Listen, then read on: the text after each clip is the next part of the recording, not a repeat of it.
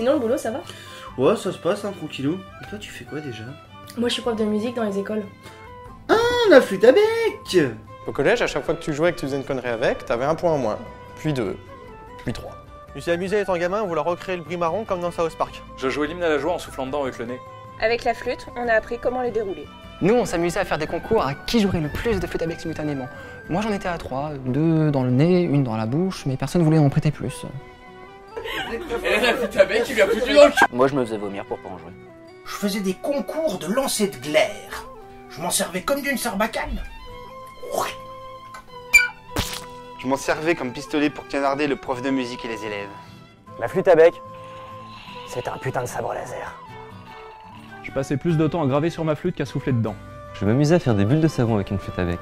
Moi, je m'en suis fait un bang. Je me suis brûlé la main en fer rouge pour pas en jouer. De toute façon, la flûte à bec, c'est pas un vrai instrument. Ok, on va remettre les points sur les i.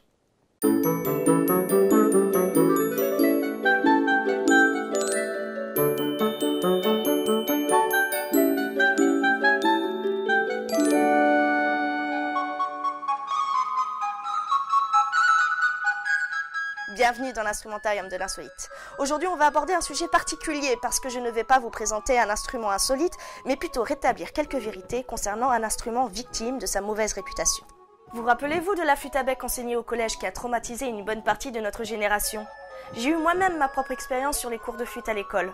Bon, étant donné que j'étais musicienne, j'étais un peu moins intolérante sur cet instrument qu'ont pu l'être certains de mes camarades de classe. Pour cet épisode, je me suis demandé en quoi l'enseignement de la flûte au collège a été néfaste pour cette dernière. Il faut savoir que la flûte a été choisie pour son côté pratique. Pas cher, facile à faire dans le cadre d'une production importante, solide et peu encombrante pour être transportée dans les cartables. Et selon moi, c'est l'un des premiers points qui lui ont porté défaut. En effet, ce noble instrument a été très facilement relayé au rôle de simple fourniture scolaire trouvable en grande surface pour une poignée de sous. On l'a considéré à l'égal d'un compas ou d'une règle. De plus, ces flûtes étaient souvent mal fabriquées et donc mal accordées. Deux flûtes de marques différentes n'ont pas la même justesse.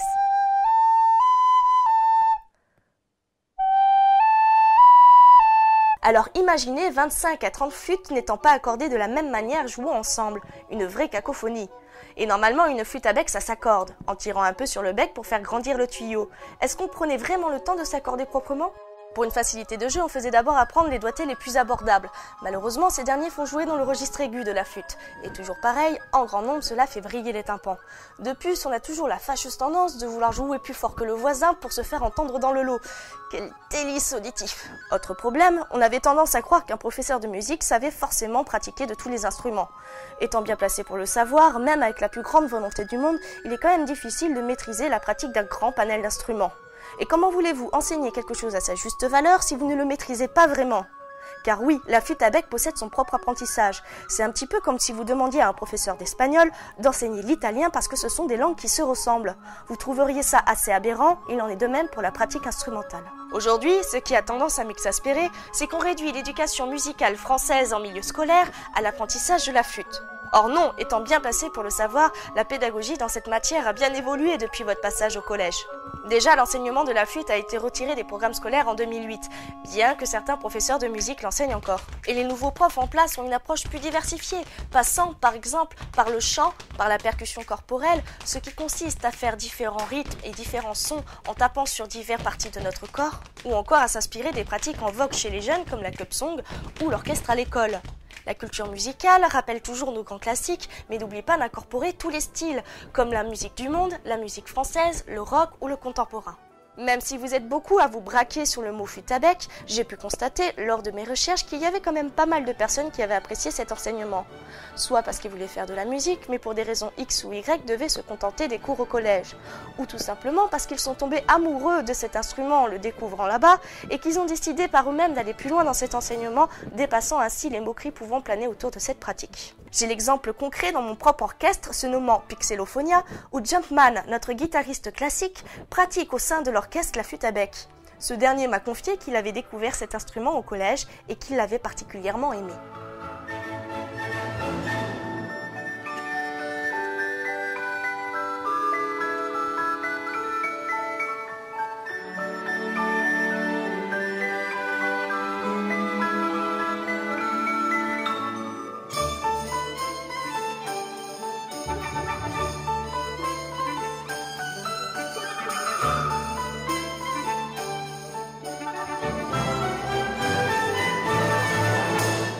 Et c'est pour aller au-delà des préjugés et rétablir certaines vérités que je vais vous la présenter afin de la remettre à sa juste place. Pour commencer, la flûte à bec est un instrument à vent de la famille des bois. Elle possède plusieurs noms comme, bien évidemment, flûte à bec, mais également flûte douce et flûte droite. L'histoire de la flûte à bec est particulièrement longue de par son ancienneté, et elle possède une multitude de cousins, mais nous allons nous concentrer essentiellement sur le modèle que l'on connaît le plus.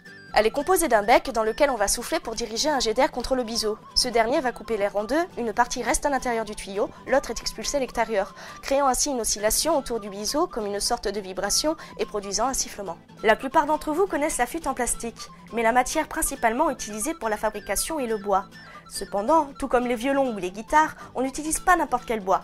Selon l'arbre d'origine, le timbre ne va pas être le même. De nos jours, on va plutôt favoriser des essences exotiques, ou encore par exemple l'érable, le prunier, le poirier, l'olivier et l'ébène. Mais selon les époques, on va retrouver des flûtes douces en bois d'arbres fruitiers, très utilisées à l'époque du Moyen-Âge. Ou en buis européen, bois précieux car poussant lentement et particulièrement utilisé à l'époque baroque. On peut retrouver des modèles plus rares car fabriqués en matières précieuses comme l'ivoire, la corne de narval ou l'écaille de tortue. Cet instrument fait sans doute partie des instruments les plus anciens. Dès l'ère paléolithique, on retrouve de nombreuses traces de flûtes en os percés ou non de trous. Mais la flûte à bec en bois fait son apparition au XIVe siècle. Selon les époques, les utilisations, les régions et la confection de l'instrument, les doigtés étaient très différents. Concernant notre flûte, ceci s'inspire soit des doigtés allemands, plus simples mais certaines notes sonnent fausses, soit des doigtés baroques, un tout petit peu plus compliqués mais sonnant nettement plus juste. Petite astuce pour reconnaître si votre flûte se joue à la manière allemande ou baroque. Allemande, le 4e trou est plus grand et le 5e est plus petit. Baroque, le 4e est plus petit et le 5e est plus grand. Pour faire cet épisode, j'ai récupéré 2 flûtes différentes, utilisées en école sans vraiment y faire attention. Et en apprenant cette anecdote, j'ai pu directement constater que j'avais typiquement un exemple de flûte baroque et de flûte allemande. Encore un exemple qui ne contribuait pas à la justesse d'un ensemble en classe. La flûte à bec fait partie d'une grande famille. Celle que l'on connaît le plus est en fait une flûte soprano, mais il existe des tailles différentes selon la tessiture souhaitée, tout comme on peut retrouver dans la famille des cordes frottées le violon, l'alto, le violoncelle et la contrebasse. Pour les flûtes les plus connues, nous avons donc la flûte sopranino qui mesure 20 cm, la flûte soprano, celle que l'on connaît, qui mesure 32 cm, la flûte alto qui mesure 47 cm, la flûte ténor qui mesure 63 cm, la flûte basse qui mesure 94 cm et la flûte contrebasse qui mesure environ 1,25 m. Il y a aussi la flûte exilinte qui est la plus petite de toutes, la flûte grande basse, la flûte sous-basse et la flûte sous-contrebasse qui est la plus grande des flûtes. En bonus, voici la plus grande flûte à bec du monde construite par Adrian Breukink. Comme tous les instruments, plus ce dernier est grand, plus il va sonner grave, plus il est petit, plus il va sonner aigu. Au niveau de la technique, elle est assez traître. Et oui, il ne suffit pas de souffler bêtement dedans et de boucher des trous pour savoir réellement en jouer.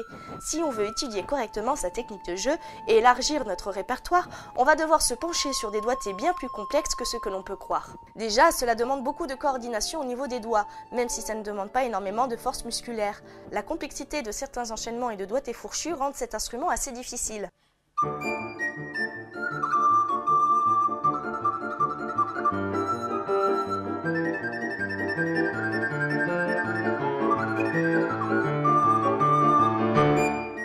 Le souffle n'est pas à prendre à la légère car, selon le début d'air employé, nous n'obtenons pas les mêmes notes et il faut apprendre à le maîtriser. Il reste également l'articulation qui n'est pas donnée. C'est ce qui permet de mettre du relief et de l'expression dans la musique. Il faut apprendre à souffler en maîtrisant des syllabes articulatoires comme, par exemple, le te, le que et le je.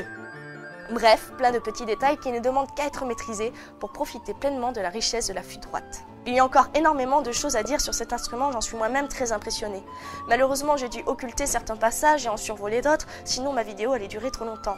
En attendant, j'espère sincèrement que ma petite présentation vous fera voir d'un autre œil ce noble instrument et qu'il doit être considéré à sa juste valeur. En attendant, je vous dis à la prochaine et que la musique soit avec vous.